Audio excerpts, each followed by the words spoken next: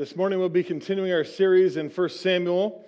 We'll be in 1 Samuel chapter 26 and 27 this morning. And as we start this passage, you might notice that it sounds familiar. It kind of reminds me of, you remember back in the day when you used to watch TV at specific times? You remember way back the old days? You had a TV show you wanted to watch. You had to be in front of your TV at a specific time to watch that show. And sometimes you'd be watching it and the show would start and you'd go, it'd be 5 minutes in and you'd go, I think this might be a rerun. I feel like I've seen this before. And then you grab the old TV guide and flip and look it up and go, oh, sure enough, yep, this is a rerun. I knew I saw this before, right? That's what today's passage is going to kind of feel like, because it's a kind of similar story. There's some similar lines. Some characters say the same thing that they said before. Some more liberal Bible scholars believe that chapter 24 and chapter 26 of 1 Samuel are conflations of the same story. These are two versions of the same story that just both got recorded. But I don't think so. And I'll show you, we'll see some differences that I think are really important, that show why this wouldn't be the case. And a lot of the reason that they think that is because there's this repetition of things, characters doing the same thing that they already did. But that's human nature. That's human nature. We repeat the same things. Whether it's good things or bad things, we repeat our actions. Right? You'll see that people do the same things again and again in different relationships, in different situations, but they repeat the same actions. It's like that verse in Proverbs 26, verse 11, that says, like a dog returns to its vomit is a fool who repeats his folly. Gross image. But relatable, right? Yes, that's true. I often do that kind of thing, and dogs certainly do that. We're creatures of habit, which also means we can benefit from hearing some of the same things over and over again. But again, I think there are some significant differences we'll notice today. But you might see some similarities between today's passage and chapter 24 that we looked at 2 weeks ago. We'll start with chapter 26, verses 1 through 16. Then the Ziphites came to Saul at Gibeah, saying, is not David hiding himself on the hill of Hakaliah, which is on the east of Jeshimon? So Saul arose and went into the wilderness of Ziph with 3,000 chosen men of Israel to seek David in the wilderness of Ziph. And Saul encamped on the hill of Hakaliah, which is beside the road to the east of Jeshimon. But David remained in the wilderness. When he saw that Saul had came after him into the wilderness, David sent out spies and learned that Saul had indeed come. Then David arose and came to the place where Saul had encamped. And David saw the place where Saul lay, with Abner, the son of Ner, the commander of his army. Saul was lying within the encampment, with the army encamped around him. Then David said to Ahimelech the Hittite and to Joab's brother Abishai, the son of Zeruiah, who will go down with me to the camp of Saul? And Abishai said, I will go with you. So David and Abishai went to the army by night, and there lay Saul sleeping within the encampment, with his spear stuck on the ground at his head. And Abner and the army lay around him. Then Abishai said to David, God has given your enemy into your hand this day. Now please let me pin him to the earth with one stroke of the spear, and I will not strike him twice. But David said to Abishai, do not destroy him, for who can put out his hand against Yahweh's anointed and be guiltless? And David said, as Yahweh lives, Yahweh will strike him, or his day will come to die, or he will go down into battle and perish. Yahweh forbid that I should put out my hand against Yahweh's anointed, but take now the spear that is at his head and the jar of water, and let us go. So David took the spear and the jar of water from Saul's head, and they went away, and no man saw it or knew it, nor did any awake, for they were all asleep, because a deep sleep from Yahweh had fallen upon them. Then David went over to the other side and stood far off on the top of the hill with a great space between them. And David called to the army and to Abner, the son of Ner, saying, will you not answer, Abner? Then Abner answered, who are you who calls the king? And Abner said to David, are you not a man who is like you in Israel, Why then have you not kept watch over your lord the king? For one of the people came in to destroy the king, your lord. This thing that you have done is not good. As Yahweh lives, you deserve to die, because you have not kept watch over your lord, Yahweh's anointed. And now see where the king's spear is and the jar of water that was at his head. Okay. So I want to catch up a little bit here. David's still on the run from Saul the king. Saul is in this jealous rage over David, who's been anointed to be the next king. God has abandoned Saul as being king, but Saul is still king. And every time he finds out where David is, he's hunting him. And so the Ziphites, who have done this before, they report that, hey, David is in our camp. He's near us. He's living in our area. Right? And this is, again, nothing against the Ziphites. It's the right thing for them to do. As far as they know, David is just the most wanted man in Israel. He's a dangerous criminal, and he's got a pack of men with him, 600 men with him who are described as being in distress, in debt, and bitter in soul. A bunch of bad dudes. So they report him to Saul. Saul rallies the troops immediately, gets 3,000 men, takes Abner, his leading commander, and they go down to Ziph to go hunt David. And they're going down to hunt David. They go to where he's at. They camp out. And Abner's with him. Now, let's talk about Abner for a minute. Abner is the commander of Saul's army. He's also Saul's cousin. I gave you a little family tree there if you grabbed the study guide in the back. And so you can see how he's his cousin. And he's been by Saul's side all the way along. Abner is totally the character that, like, you know when you're watching a movie and it's like you get the good guys and you know the main good guy and a couple of his buddies, and then you know the bad guy, and then there's just always other dudes with the bad guy. You know, there's like the bad guy, and then just like right here, there's just like usually a bald dude in a black jacket, and he's just always there. And you're like, oh, I know that. That's the guy that's with it. You know, it says then you'll see him without the main bad guy. You'll see him in some other scene, and you'll be like, oh, that's the guy. He's the bald guy. He's with them. He's with the bad guy, right?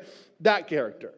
That you wouldn't be able to name him, but you know him when you saw him. That's Abner.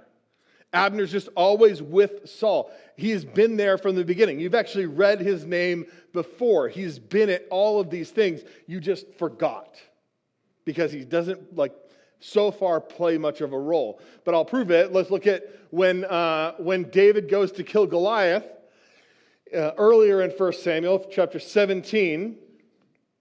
When Saul saw David go out against the Philistine, he said to Abner, the commander of the army, Abner, whose son is this youth? And Abner said, as your soul lives, O king, I do not know. Right there. He's there from the beginning.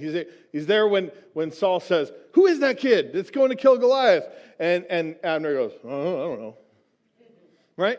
Again, he's just this side character. But again, it provides dimension. It provides reality to emphasize the reality of our story. We also have Abishai. Now, Abishai is one of two guys that David asks to come with him. He asks Abishai and Ahimelech. Now, Ahimelech, you might recognize that name and go, isn't that somebody that I know? I've heard that name before. You've heard that name before, but that guy is dead already. Right, that guy died. He was a priest. He died. This is a different Ahimelech. This is just another Ahimelech. It's a different guy, same name. And he asked these two, and Abishai agrees. Now, who is Abishai? He's David's nephew.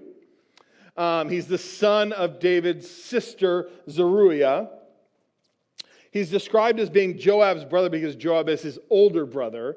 So that's how people would kind of keep track of the family. It's like, that's Joab's little brother, Abishai. And so Abishai, he says, yes, I'll come with you. And he goes with David there. Now, there's not a lot of good reason to include Abishai here in this moment, except that both Abner and Abishai they have a moment that's going to be connected to this story that doesn't happen until 2 Samuel chapter 3. So if you don't care about spoilers, you could go read that later to figure out why are both of these guys being talked about in this story. They're providing context for 2 Samuel chapter 3. So Abishai, he wants to kill Saul, right? They sneak into the camp. They see Saul sleeping there. And Abishai goes like, dude, let me kill him. Surely God has given us this day. He's given you into his hand. Look, he's dead asleep. Let me pin him to the ground. I only need one shot. Right? He's so confident. He's like, I can kill him one shot. I'm not going to need to strike him twice. He'll be dead. Let me do it. But David won't let him. He says, in fact, do not destroy him, for who can put out his hand against Yahweh's Messiah and be guiltless? David had already come to this conviction in the cave, right? That's the story we've heard before, is that when in chapter 24, we saw the story of Saul happens to go into a cave where David and his men are to use the restroom. And while he's squatting there, David crawls up to him and gets convicted not to kill him, cuts off a corner of his robe instead, and retreats, and then tells the guys, like, we can't kill him. We can't put our hand out against Yahweh's anointed. We can't kill God's Messiah. Because Messiah, and I say that in there, Yahweh's Messiah, because Messiah just simply means anointed one. So every time you're reading the word anointed, it's Messiah. It's the same word. It's the difference of there were lots of Messiahs, lots of ones who were anointed before Jesus. Jesus happens to be the Messiah. So he's saying, who can put out his hand against Yahweh's Messiah and be guiltless? So we can't do this. We cannot kill him.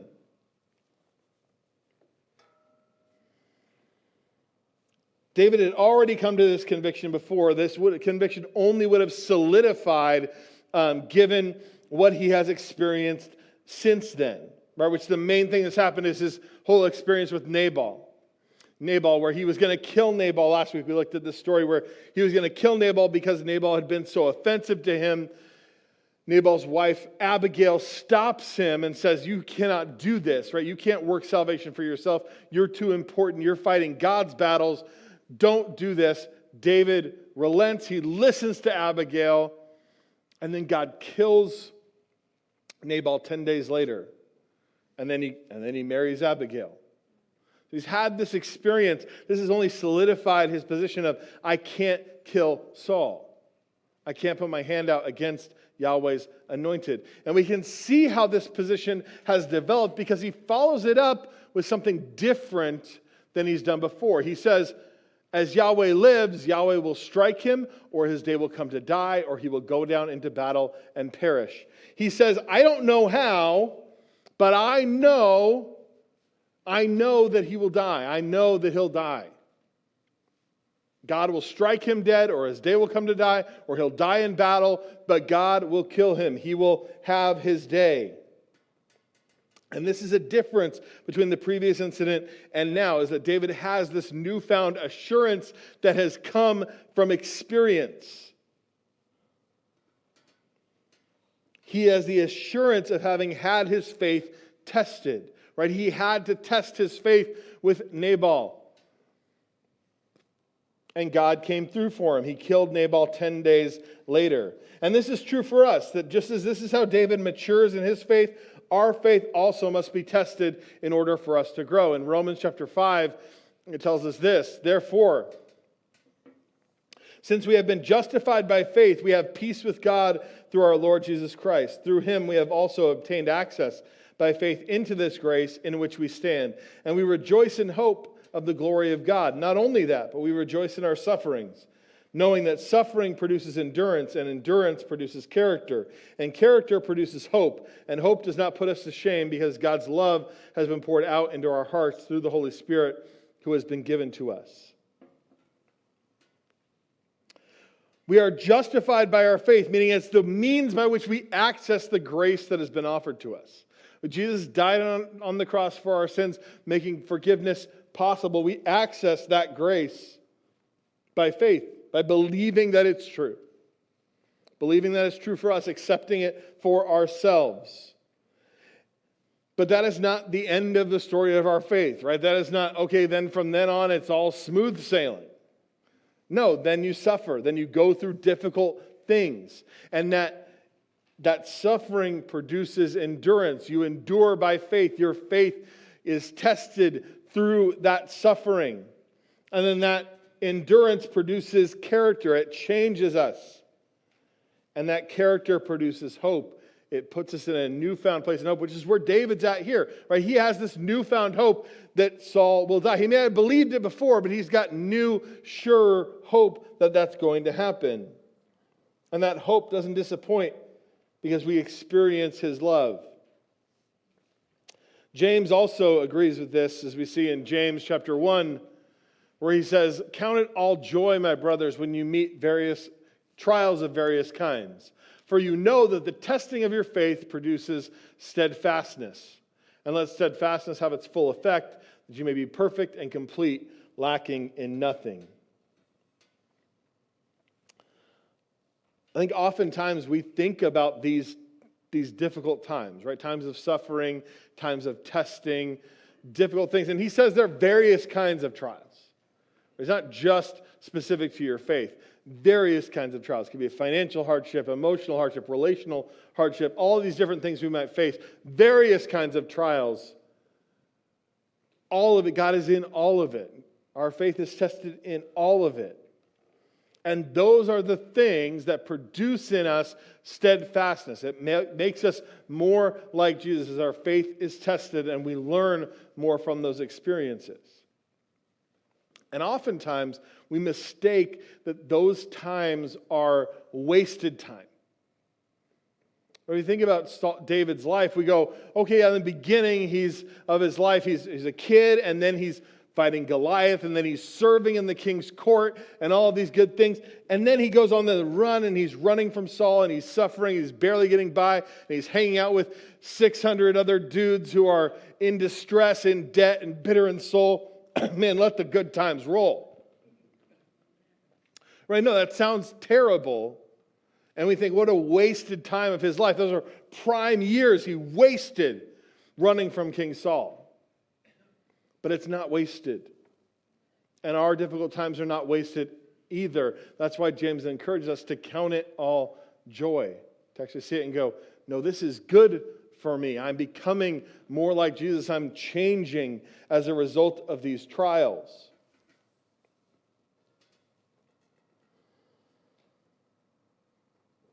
Going back to this moment after he stops him, he says, no, leave him, don't kill him, don't put your hand out against the Lord's anointed. Instead, take the spear and take the jar of water. These are distinctive things that belong to Saul, that Saul knew were there when he went to sleep, right? He put the spear in the ground and then fell asleep right there next to it, so if he needed it in the night, he could get it. That jar of water there, because we all need, y'all get thirsty when you sleep and wake up and you need a drink of water. He's got that right there. He knows those things were there. Takes them and they sneak out. And we think of it like, oh, that was so stealthy, right? How stealthy David was. He was able to sneak past all these 3,000 men. None of them woke up. Right? You can picture David and Abishai just like tiptoeing like, okay, almost got him there. Although, okay, watch out. Here we go. Okay, sneaking through, getting the water. Then you got to not spill the water as you're sneaking out. But it's not that he's so stealthy. Look at verse 12. Tells us that God put them in a deep sleep. It says Yahweh had put them in a deep sleep. That's how he's able to accomplish this. David's not the hero. God is. Once again. Then David, once he's safely away from the army and kind of in the shadows, he calls to Abner. Right? Why does he call to Abner? Because Abner is the king's right-hand man. He's the commander of the army. He's in charge of security. And he had allowed this breach to come in. He calls to him and taunts him. And he taunts him really to undermine his authority and really the whole military system there. And he taunts Abner. And now in the next passage we'll see Saul's response to this event.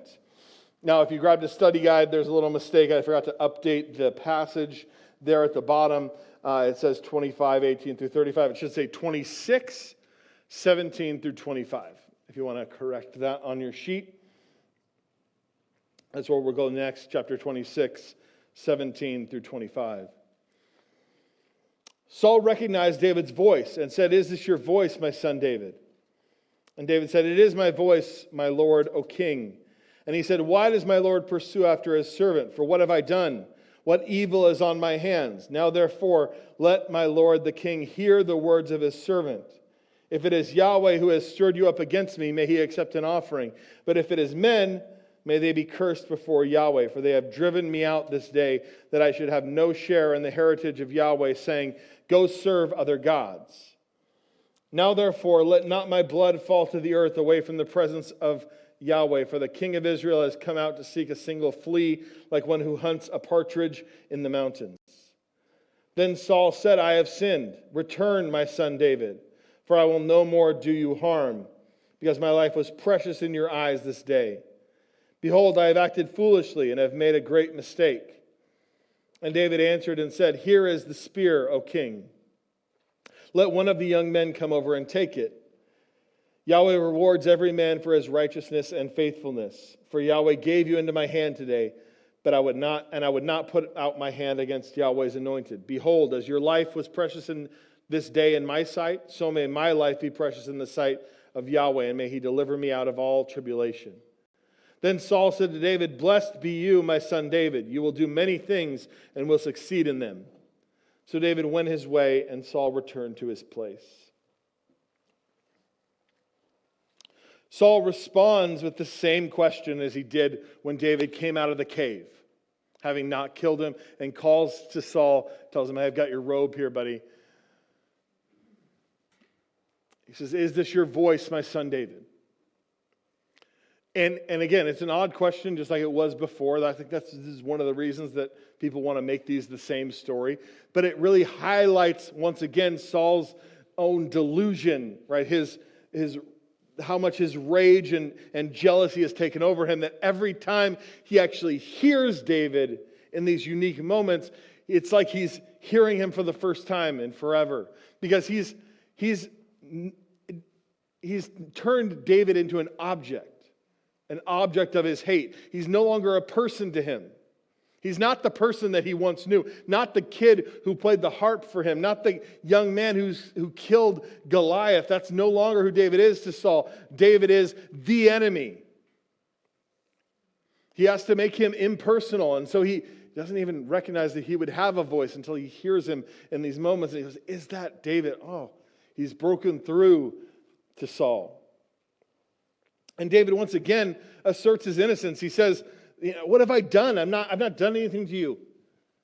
Who am I? I'm nothing compared to you. You're the king.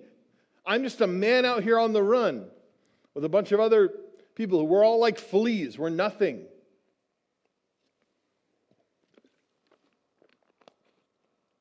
He asks Saul to consider who stirred him up.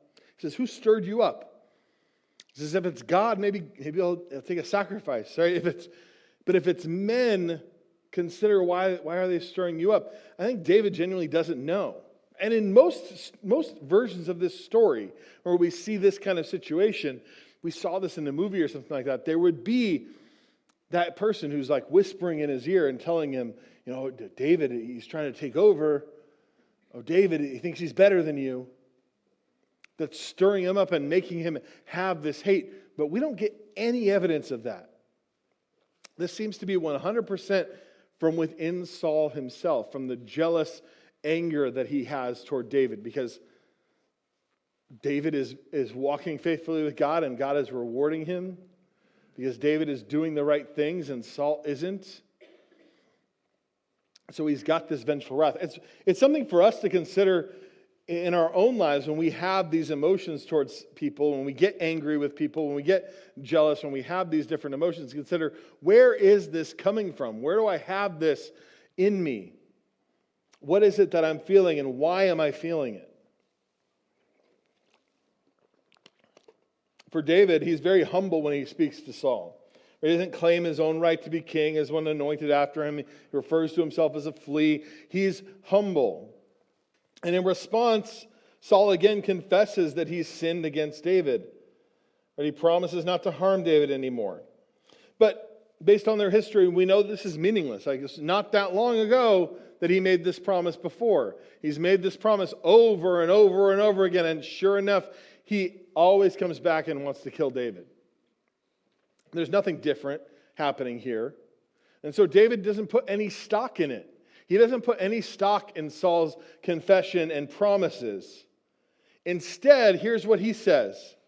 He says, as your life was precious this day in my sight, so may my life be precious in the sight of Yahweh.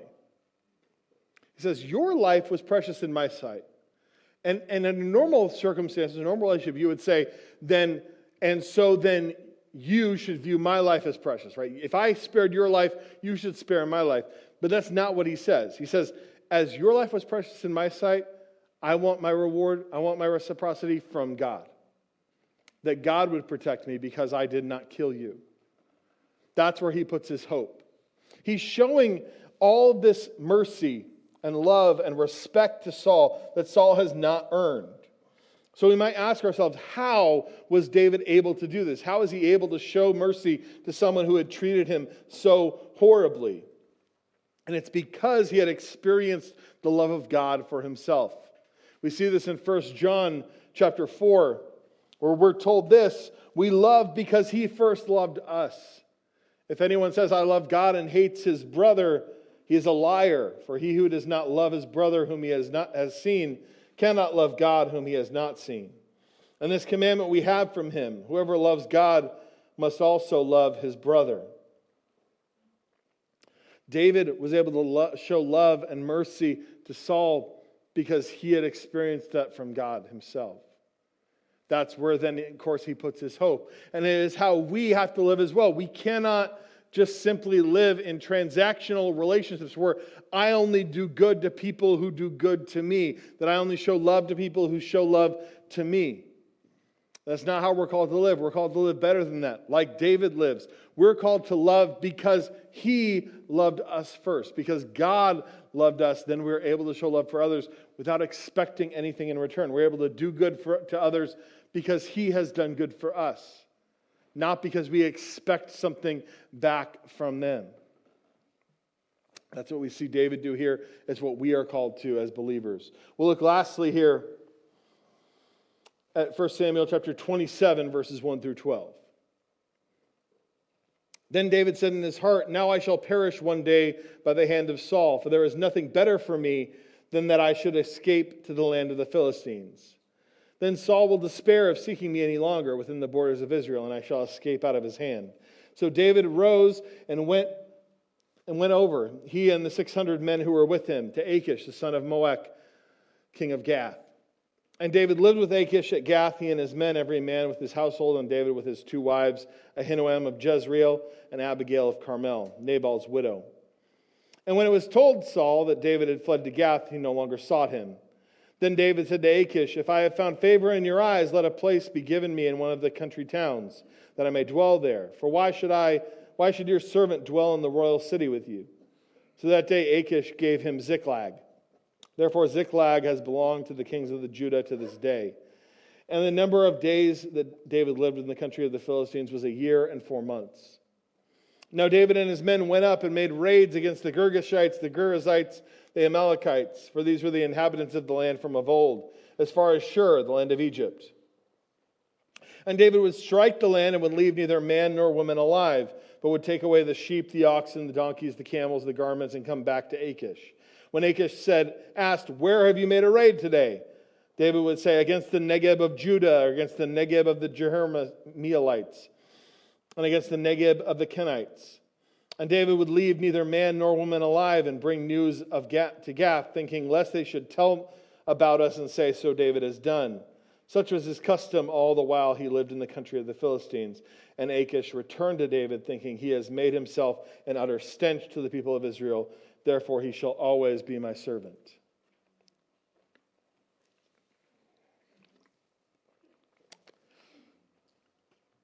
I like to put these chapters together because in chapter 26, we end chapter 26, David is so confident and faithful, right? I'm sparing your life because God will spare my life. He has faith. Who can put his hand out against Yahweh's anointed? He's got such incredible faith. He acts so faithfully, telling Saul, I'm going to spare your life. I know that your day will come to die. He has this great confidence, and he turns around and goes, I'm a dead man. What did I do? Why didn't I kill him? I should have killed him when I had the chance. Now surely he's going to kill me. He immediately, after having such incredible faith, he just gets slammed with doubt. Doubt just comes slamming down on top of his head. And he immediately flees to the Philistines. I know it's difficult to understand, to feel this as we read it, because it just seems like, it's just a lot of words you don't understand, don't know, and place names and all these things, and it just seems like, okay, and then this happened, and then this happened, and we can't read into it the intention here. But this is a terrible fall for David. He goes from having such incredible faith to then just being afraid and then taking matters into his own hands and fleeing to his enemies. He goes to Gath, which again, I'll remind you, Gath is where Goliath was from. He was Goliath of Gath. And David has already been here before, right? He already did it. After he got Goliath's sword from Ahimelech the priest, then he goes to Gath. He's, again, scared of Saul. He thinks, I can go there, then maybe I can take refuge there. He only has a few men with him at that time, literally like a handful of men.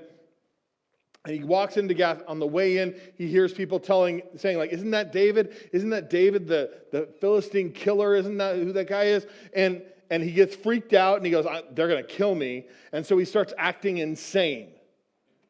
Right? He starts acting crazy. He's like, and so that they just kick him out to save his own life. So now he's going to go back to Gath again. What's different this time? He's got an army of 600 bad dudes with him. Right? So he can walk into that city with some confidence, and he can actually have a conversation with Achish, the king of Gath, who ends up saying, you can stay here. He explains the situation to him, and Achish is like, we'd be glad to have you. You can actually go live in Ziklag, which is an awesome town name for this, for the Bible. Ziklag? I'd love to live in Ziklag. Right? And so he escapes the land of Philistines, he goes, sets up in Ziklag, and then he goes to work, just providing for himself in the only way that he and his ragtag group of dudes knows how. They go on raids. They go and raid these people. They kill every single one of them, take their animals and all of their stuff and bring it back. It's how they're making a living. And it's how people in their situation would make a living. They go and just take this stuff, kill these people. Now, who is he killing?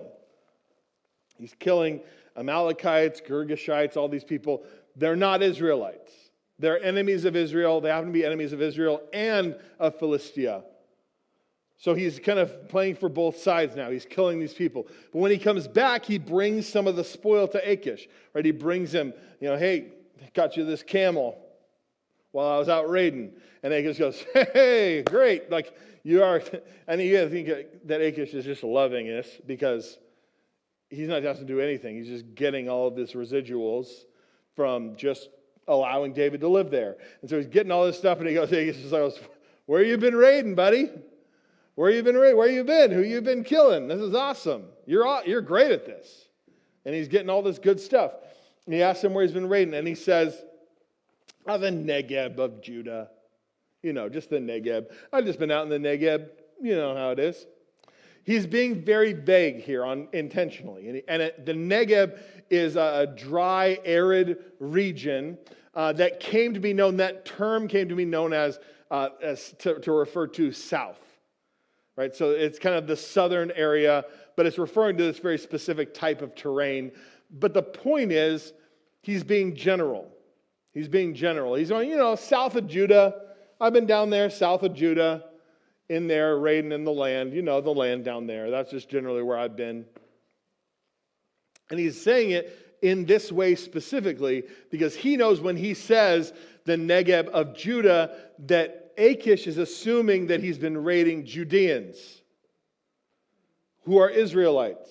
Right? When he names all these places, the Negeb of all these different people, he's referring to Israelites. And so Achish goes, oh, this is great. David's killing Israelites. And he's bringing back a lot of spoil. He's killing a lot of people. They must hate him now. Right? That's where he says, David has made himself an utter stench to the Israelites. Because he assumes David's made himself an enemy of Israel. When in fact, that's not at all what has happened, right? He's not killed any Israelites whatsoever. He's just very cleverly come up with this way to ingratiate himself, make Achish think he's renounced his Israelite citizenship and now is fully gone and embraced the Philistines, that he's going to be with him forever and continue to do these things and be the awesome warrior that he is and bring back all this spoil. What an incredible thing to have him switch teams. What an incredible thing to take the number one Philistine killer and recruit him and have him on your team. Achish thinks things couldn't be better. And it's working out for David. Right? This is working out generally. This is a life. It's not really the life that was destined for. It's not the life he was called to. Doesn't seem to be what God wants him to be doing. But it is a life. He's making a living. He and his men in Ziklag. Gets to live in Ziklag. It's pretty good. But what I want us to notice is that David gave in to his doubt. David gave in to his doubt and took matters into his own hands and decided to do what Abigail had warned him against, which is work salvation for himself. He's worked out this life for himself. Look back at verse 1 of this chapter, of chapter 27. Look at verse 1 of this chapter. He says, David said in his heart that he was afraid and that this is the plan. He never, from the moment he has that moment of doubt, he does not consult God. He doesn't pray. He doesn't talk to the priest. He doesn't use the Urim and Thummim. He does nothing to consult what God would have him do. He works this out for himself. Just because it seems to be working out okay for him doesn't mean it was the right thing to do. And so this should be instructive for us when we are faced with doubt, when we are faced with temptation, because this is a temptation for David, right? This is the temptation for him is go make a life for himself. Forget about Israel. Forget about ever being king. Take your army and go make a life for yourself. He could have done this. He could have stayed here, done this the rest of his life, made this life for himself, built himself up, had a huge family, had all of his men have families, and they could from within take over Philistine, or the Philistines. He could become the Philistine king. He's taken matters into his own hands. He's given into that temptation to do things his own way and take his own path. And we have to be careful not to do that in our own lives. When we are faced with doubt, when we're faced with temptation, we have to know what Paul talks about in 1 Corinthians chapter 10, verse 13. No temptation has overtaken you that is not common to man. God is faithful, and he will not let you be tempted beyond your ability. But with temptation, he will also provide the way of escape that you may be able to endure it. So as I wrap up, 3 takeaways for today's message. Number 1, don't allow doubt to overwhelm you. Don't allow temptation to overwhelm you. Look for that way of escape. Look for the way we can continue to be faithful. Number 2, recognize the benefits of suffering. The trials that we go through, the suffering that we face that grows our faith. We can count it all joy, as James says. And lastly, allow God's love for you to fuel your love for others, and not that reciprocity, not those transactional relationships, but love that flows from us because we have received love from God. I'm going to pray here in just a second, and then we'll take communion together in remembrance of Jesus' broken body and shed blood. And then we'll sing one final song. After that, there'll be a prayer team available over here. If you'd like prayer for anything, they would love to pray for you. Would you bow with me now? Heavenly Father, we thank you for this story. We thank you for the fact that we can lean on you in difficult times, and you can grow our faith, that those trials are not wasted, but it is how you grow us ever more into the likeness of Jesus. God, I pray that you would help us to have eyes to see that we would not allow our doubts and temptations to overwhelm us, and that we would look to you for the love we need to love others. Pray these things in Jesus' blessed name. Amen.